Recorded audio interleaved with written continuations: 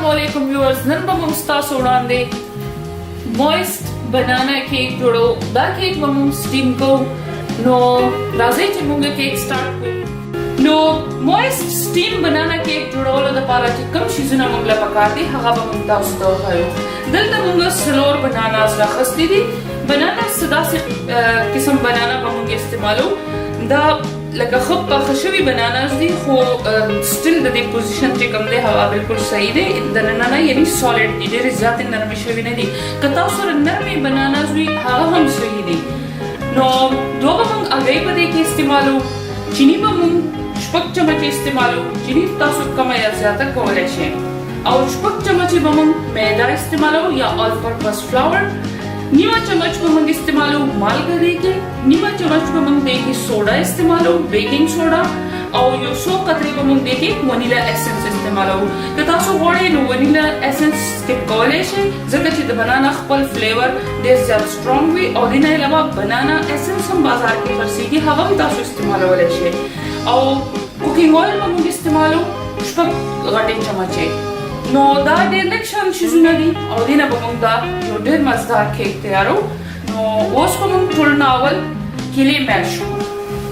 نو اوس به موږ بناناز میش کړو. بنانا تاسو پوټیټو میشر سره هم میش کولی شئ او فوک سره هم ډېر په اسانه باندې کېږي.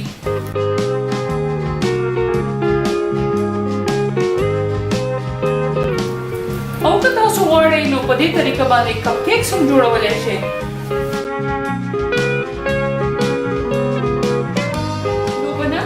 کولو نه پس به موږ یو کاسې کې واچو مکس کولو دپاره. په دې کې به موږ چیني واچو.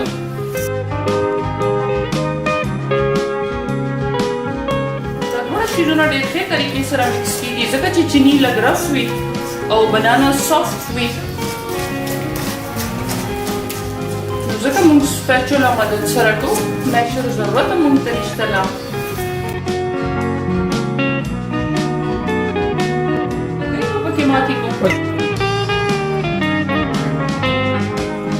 دو هګۍ به موږ دې کې واچو.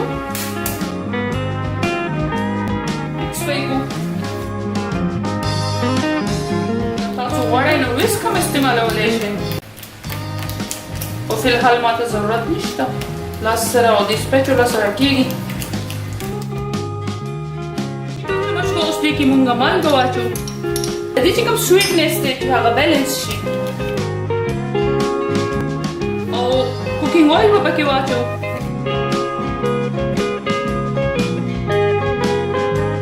اوس چې کوم دلته موږ میده راخستې ده دا به راوالو او دلته کې به یې د مدد سره دغه کړو. وبه یې چڼو. چڼلو نه اول به دې کې موږ بیکینګ سوډا واچو.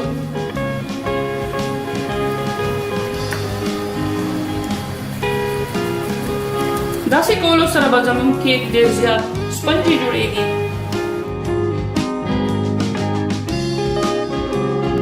دې کې دا چې کوم هارډ پارټیکلز راغلل دا به موږ سایډ ته کړو. دې کې به نه اچو. یو قطره به موږ دې کې ونیلا اسنس واچو. بس ډېر لږ معمولي ځکه چې د بنانا خپل فلیور چې کوم دی موږ غواړو چې هغه مینټین وي. او اوس به موږ دا ټول شیزونه ډېر ښې طریقې سره مکس کړو.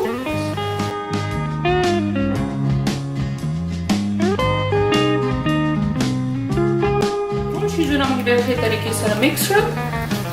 دلته موږ یو مولډ راخستی دی او دې کې موږ دلته معمولي شان کوکینګ اویل برش مدد سره داسې هر طرف ته ولګول چې د ډېر اسانۍ سره بیا زموږ کیک بهر راوتی شي. دا کوم موږ بیټر تیار کړی دی کیک والا دا به موږ دې کې واړو.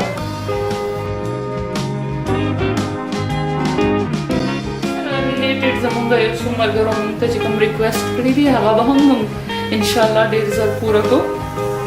ایګلیس کیک خبره چې کومه وه لږ زه لیټ شوم جوړولو کې خو انشاءالله ژر به زه ستاسو له د هغې ویډیو جوړه کړم.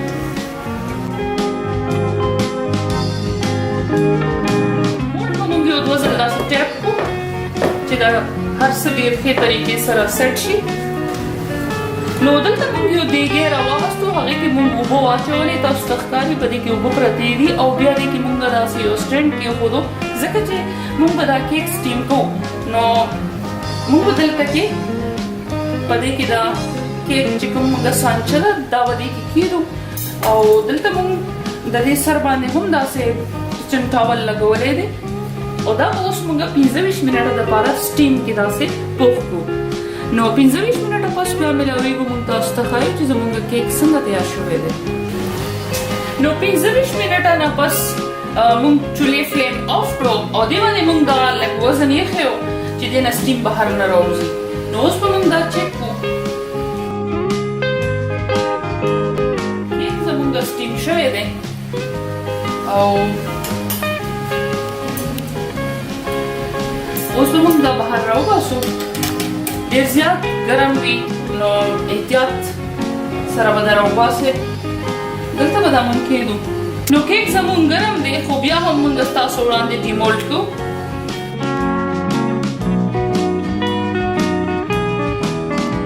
نو تاسو ته کېدای شي زموږ کیک تیار دی، بنانا کیک.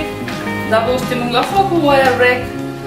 نو اوس به موږ دا کیک ستاسو وړاندې سلایس کړو چې موږ وګورو چې دا څنګه جوړ شوی دی. دننه نه بهر نه خو ډېر ښکلی کیک تیار شوی دی.